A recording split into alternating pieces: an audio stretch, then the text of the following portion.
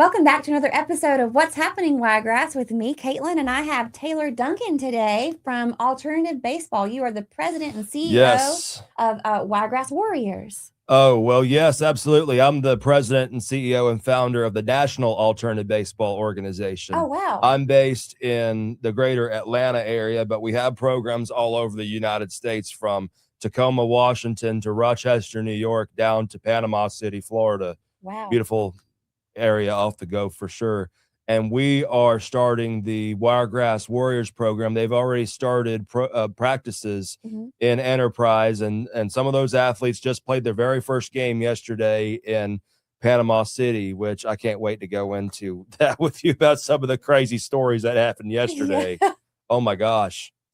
So Wiregrass Warriors, it's just starting up. But That's correct. The Alternative Baseball, how long has that been active? We have been active for 10 years. Since 10 years. Yes, January 2016. We started expanding in 2018 after we were covered by the Today Show and ESPN's Baseball Tonight, right before Shohei Ohtani gave his 102-mile-per-hour pitches for Anaheim. I specifically remember that night watching it on international television. Like, wow, my face is really on TV. Wow, yeah. National television.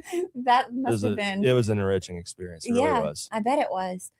So what gave you the idea to start up Wiregrass Warriors? Well, I started alternative baseball because I was on the autism spectrum myself, and growing up, it was hard to find a lot of the opportunities to play traditional baseball growing up, because I went through a lot of anxiety issues, sensory issues, pretty much just about the whole 9 yards involved with being on the autism spectrum myself. My son's on the autism spectrum. Okay. Wow.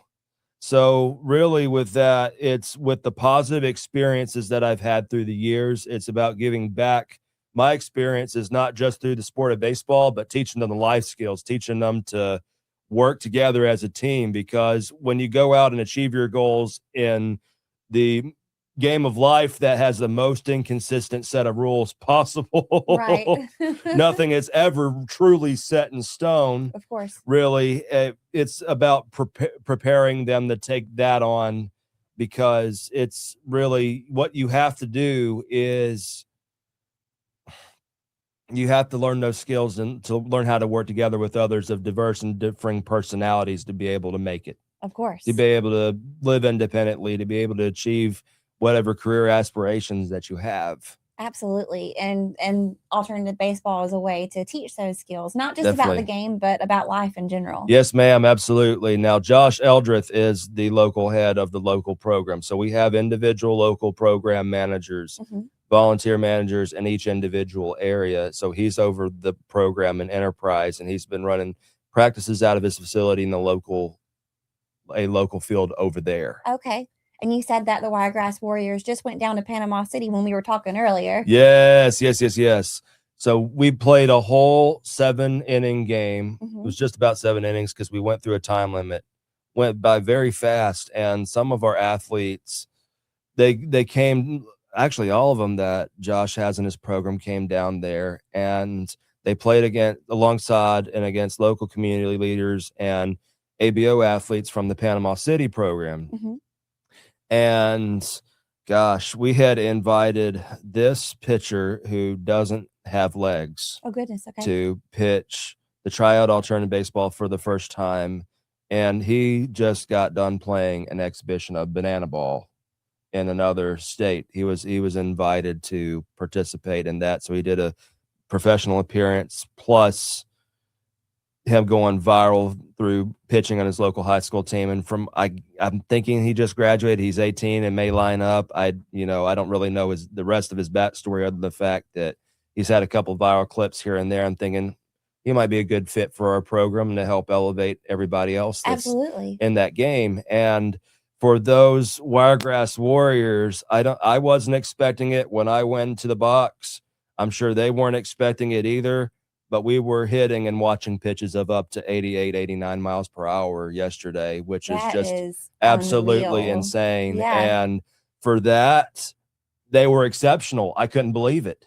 Yeah. And you have diverse and differing skill levels, some that had never played before, others that might have had a few years of spotty experience in different areas. Yeah. but they played like yesterday, like they had played together for years. It's a great dynamic, and Josh is doing a good job keeping them together. And we're typically, no, that's not the speeds you typically go with in a game Yeah.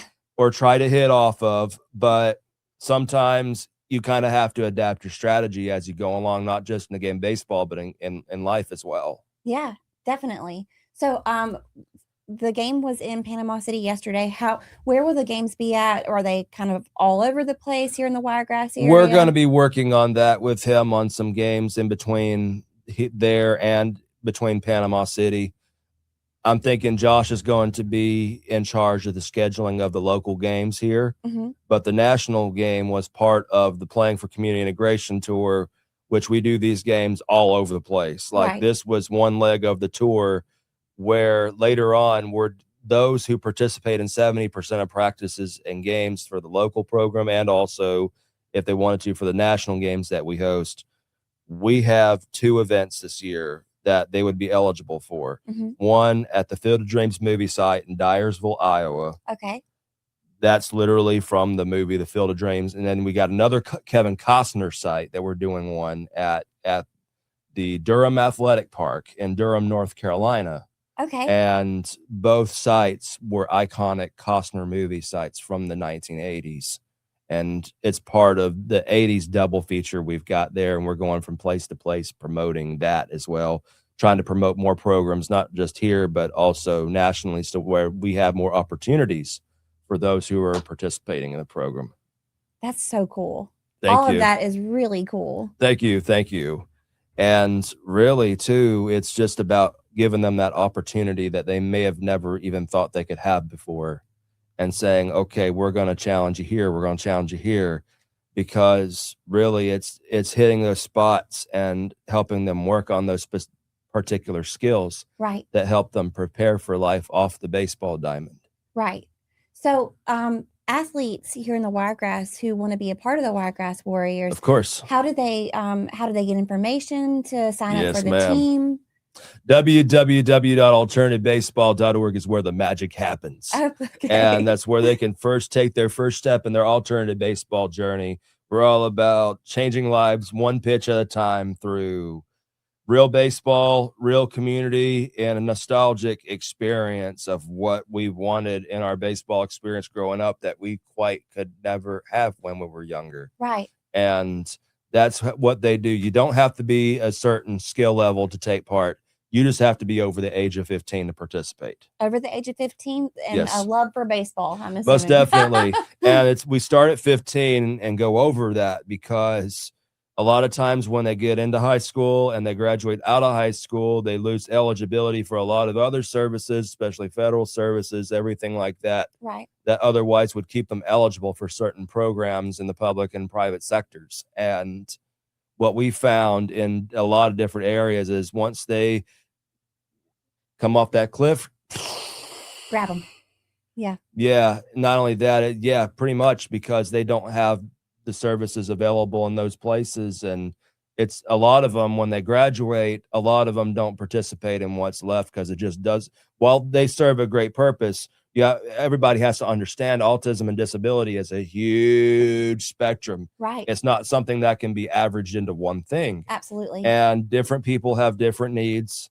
And thus, because we have such a large concentration of people with disabilities and autism in the United States and really the world, really, it's impossible for every community to meet every one of those needs. And that's why we're not positioning ourselves as the resource. We're positioning ourselves as a resource, also promoting the need for, hey, you need to support those that are trying to support the communities here so everybody can be sustainable. Right. We're using alternative baseball to promote community engagement with our athletes too, because we have other programs that have our athletes involved in community service projects in the off season. Right.